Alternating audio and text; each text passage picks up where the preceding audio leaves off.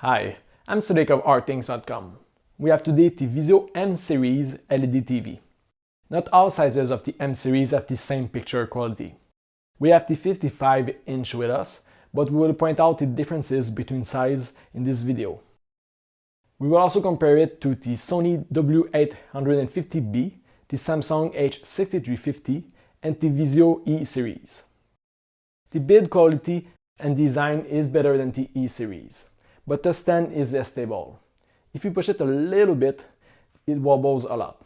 So if you have kids, you should mount it on the wall. The TV is slightly thinner, and it has 4 HDMI and 1 USB. In a dark room, the blacks on the 49 and 55-inch are great due to the IPS panel. The other sizes look more like the E series, so they are better suited if you play at night. If you have a few lights on though, it doesn't matter anymore. All Series M have a semi-gloss finish, which reflects an average amount of lights. The same as the E series or the Samsung H6350. The Sony W850B is slightly better, but not in a significant way. The M series can get very bright, even brighter than the E series. For those wondering, you can't really see the difference between a max luminosity of 300 and one of 350 candela per square meter. As long as the TV is around 300 or higher, it's good enough. As for the motion blur, it's good. The same thing as the E series. The Sony W850B has the shortest trail, but the Samsung H6350 has the best backlight flickering. The input lag is average on this TV. It's not bad by any means, but it is not as low as the E series or the Sony. It is definitely playable, and most gamers won't even notice it. You need to use the game or computer mode, otherwise it has an input lag of 133 milliseconds. The viewing angle is another difference between sizes of the M series. The 49 and 55-inch, like the one that we tested, have a great viewing angle with accurate colors.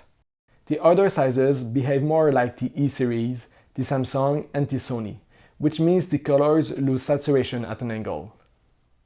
The black uniformity is average. The lower right corner is brighter than the rest. Black uniformity issues are more apparent on the 49 or 55-inch due to their power blacks. The gray uniformity is not perfect. It had a little bit of dirty screen effect, but it is an improvement over the E series. If you want a better uniformity, you really need to pay more and go for the Samsung or Sony TV.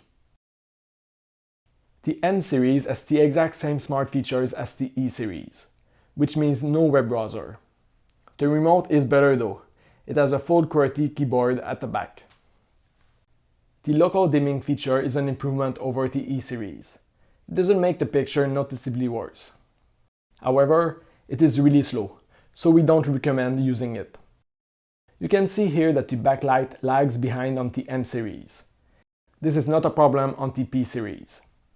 If you have a dark room, stay away from the 49 and 55-inch. While they have a better viewing angle, their contrast ratio is a lot lower, so the blacks appears gray. As for the other size, the difference in terms of picture quality is very minimal compared to the E series. A slightly better uniformity, but not enough to be worth the higher price. You should only upgrade if you plan on using the motion interpolation feature. Otherwise, just stick to the cheaper E series. The link to our full review is in the description of this video, where you can find our complete test suite, compare this TV to others, and even see the price history of popular stores.